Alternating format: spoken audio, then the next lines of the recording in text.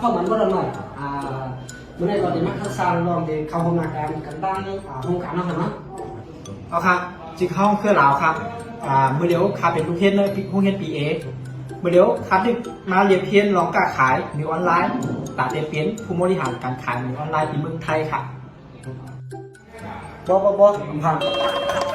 อ้าวย้อนสังเรียมผ่านขลาดให้สังเรียมมาเรียนเพียนถึงเมืองไทยห่างเมืองใต้ห้องมีไหนห้องเฮ็ดผ่านโอกา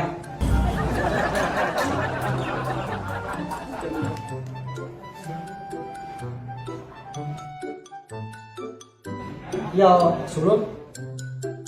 ในสุดท้ายเขาใจหนุ่มแสงเขาสู้จันจอมให้การกล้าขายตีเมอร์อเมริกันมาเขาบ่เอาทั้งกองละที่เมืองใต้มีเนี่ยจำจ้องดิฉันได้เห็นถึงเมืองอเมริกันบนแค่ว่าสุนัยเป็นคนเตรียมหัดจัดนะบ่เอากะ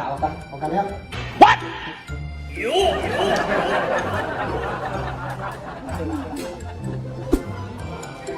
กำไรยอสุรุปโอเคน้องใหญ่มันพานั่งรอบเดียวค่ะ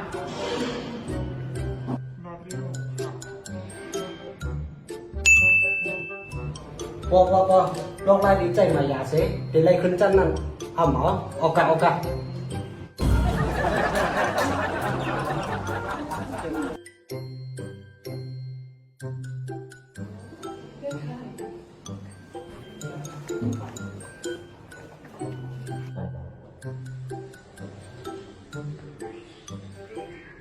อ้าวคนนี้ค่ะก็ดีบ้านช่วยฟังมากัน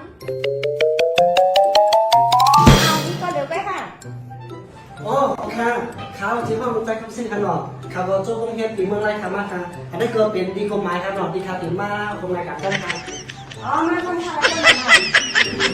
า